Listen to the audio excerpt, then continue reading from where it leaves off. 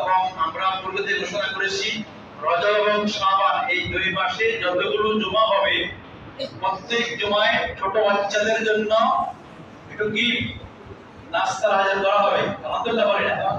গত বছর বলেছিলাম বাচ্চাদেরকে নামাজে উদ্বুদ্ধ করার জন্য। তা আমরা দেখেছি প্রায় 120 থেকে 35 জন ছেলে প্রতি জুমাতে আসছে এবং আসে। তাদের জন্য আগামী জুমাতে আমাদেরকে ইফতার নাস্তা করা হবে বাচ্চাদেরকে। আমাদের মাওলানা আফসার পরবর্তী জুমার জন্য আমাদের বাবু এবং অনেকে আরো বলেছে মসজিদের মাধ্যমে আমরা এই প্রোগ্রাম চলবে। যারা যারা পারেন ইনশাআল্লাহ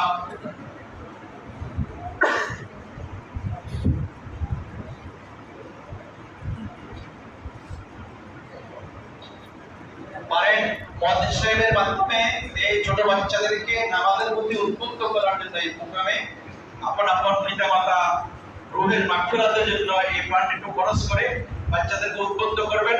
আপনার উদ্বুদ্ধ করানো যদি একটা ছেলেও নামাজি হয় তার গোটা জীবন নামাজ সব আপনি উদ্বুদ্ধ করে এটি পেয়ে যাবেন। আমরা আগামী জুমা থেকে আমাদের এই প্রোগ্রামকে আল্লাহ কবুল করেন। আমরা আজকে অত্যন্ত আনন্দিত গর্বিত যে আমাদের এক আসনের তিনবারের এমপি এবং প্রধানমন্ত্রী দেশনেত্রী বেগম খালেদা জিয়ার অত্যন্ত বিশ্বস্তজন যুবক সমাজের অহংকার জনাব রফিকুল বন্ধু সাহেব কেন্দ্রীয় নেতৃবৃন্দ সহ আমাদের কেন্দ্রীয় মসজিদে নামাজ পড়তে আসছেন। আলহামদুলিল্লাহ বলেন। আমি বন্ধুরাকে স্বাগত জানাই। আমরা এই মসজিদে দেশনেত্রী বেগম খালেদা জিয়ার জন্য দেশনেত্রী ছাড়াও তিনি আমাদের এই আসনের নেত্রী এমপি এবং এই আসন থেকে তিনি প্রধানমন্ত্রী। এই জন্য আমরা একাধিকবার আনুষ্ঠানিকভাবে বেগম জিয়ার জন্য দোয়া এখানে হয়েছে। আল্লাহ আপনাকে দ্রুত সুস্থ হওয়া দীর্ঘ দেখায় দান করুন। সকলের জন্য আমিন।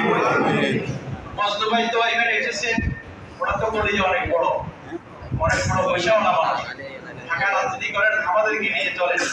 তো ওনার কিছু আমার একটা আবদার হলো আমাদের এই ঐতিহাসিক কাটাটার মসজিদটা এই অঞ্চলের 15 মসজিদের কেন্দ্রীয় মসজিদ।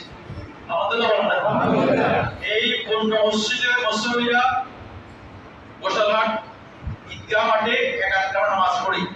আলহামদুলিল্লাহ বিগত প্রায় 15 বছর আমি এই ঈদগাহ জুমার সাথে সম্পৃক্ত। তো আমাদের এই মসজিদ শুধু মসজিদ নয়, এটা এই বৃহত্তর অঞ্চলের কেন্দ্রীয় মসজিদ। এই কেন্দ্রীয় মসজিদে মসজিদ ভাই ওনার কেন্দ্রীয় নেতৃবৃন্দ সহ এলাকার বন্ধু-বান্ধব সহ এসেছেন। আমি অত্যন্ত খুশি হলাম। কমিটির পক্ষ থেকে আমার পক্ষ থেকে ওনাকে স্বাগত জানাই। আমাদের এই কেন্দ্রীয় মসজিদটা আরো একটা ঢাকা